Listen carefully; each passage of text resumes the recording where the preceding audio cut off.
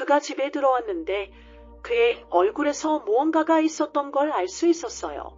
전에 본 적 있는 표정이었지만 그는 절대 말하려 하지 않았죠.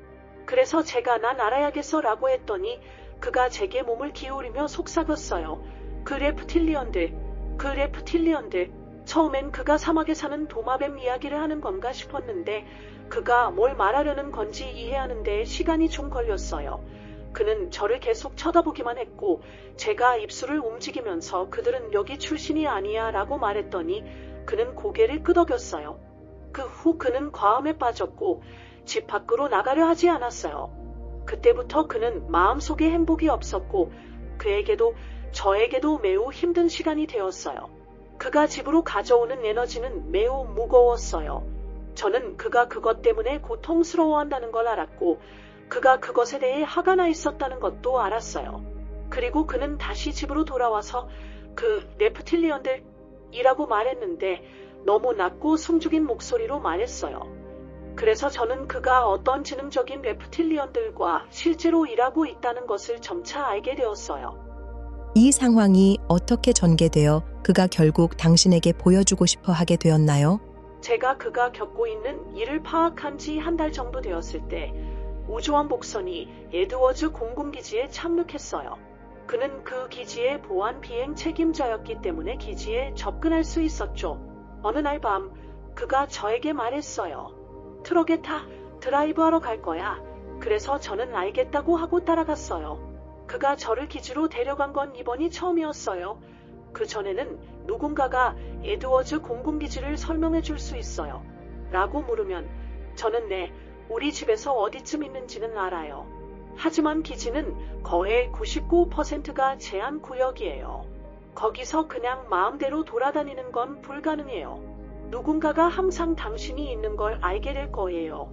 라고 말했을 거예요. 그는 이 기지의 모든 보안을 총괄하는 비행 책임자였기 때문에 저는 그와 함께 갔고 그가 처음으로 데려간 곳은 사막에 있는 우주원 복선이 착륙한 근처였어요. 우주원 복선은 착륙장 중 하나에 그냥 주차되어 있었죠. 그가 말했어요. 사진 좀 찍어. 나중에 알게 된 사실은 제가 사진을 찍어야 했던 이유가 그가 찍는 건 규정에 어긋났기 때문이었어요. 그래서 제가 사진을 찍었어요.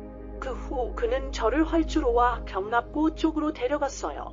우리는 경납고들이 모여있는 곳으로 갔는데 그 경납고들은 비행기나 시험 모델들을 보관할 만큼 엄청나게 컸어요.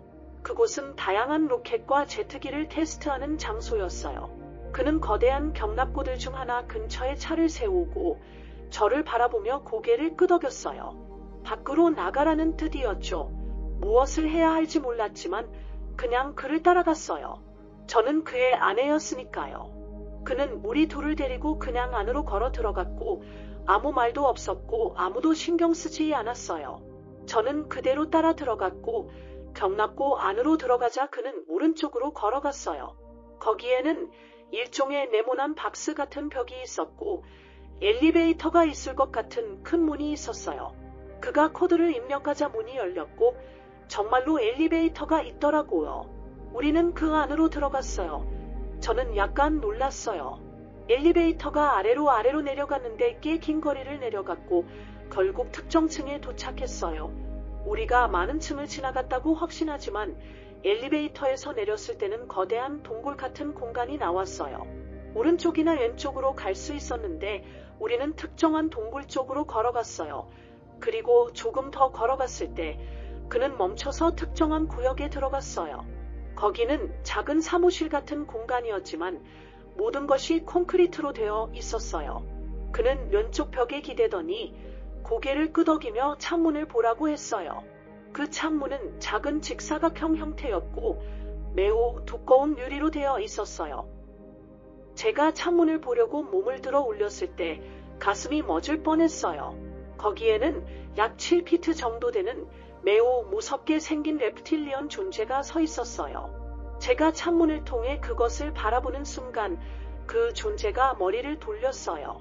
그 얼굴은 길쭉한 코가 있는 reptilian 얼굴이었지만 입 주변에는 어떤 장치가 부착되어 있었어요. 마치 서 있는 도마뱀 사람 같았지만 뒷다리는 훨씬 크고 튼튼했으며 팔도 더 강력하고 가슴은 근육질이었어요. 피부는 초록색과 노란색 계열의 비늘로 덮여 있었고 팔과 손 안쪽은 연한 노란빛을 띠고 있었어요.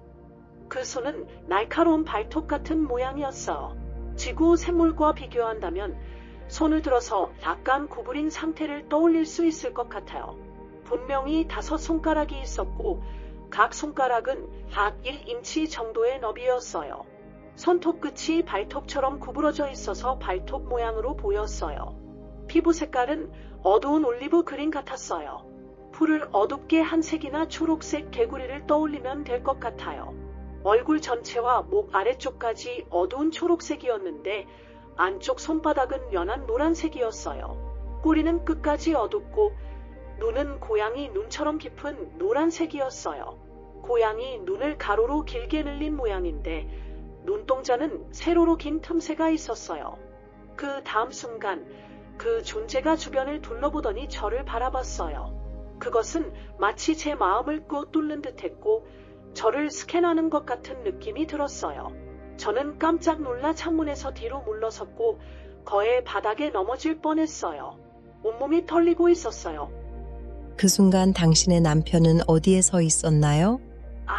그는 창문 전체의 왼쪽에 서 있었어요. 제가 상황을 이해했다는 것에 만족한 듯 보였어요. 그는 제가 알아야 한다고 생각했고 이제는 세상이 알아야 한다고 믿었던 것 같아요. 그 네프틸리언에 대해 남편과 나눈 대화를 이야기해 줄 수 있냐고요. 우리가 집에 돌아왔을 때 그날 밤에는 아무 말도 하지 않았어요.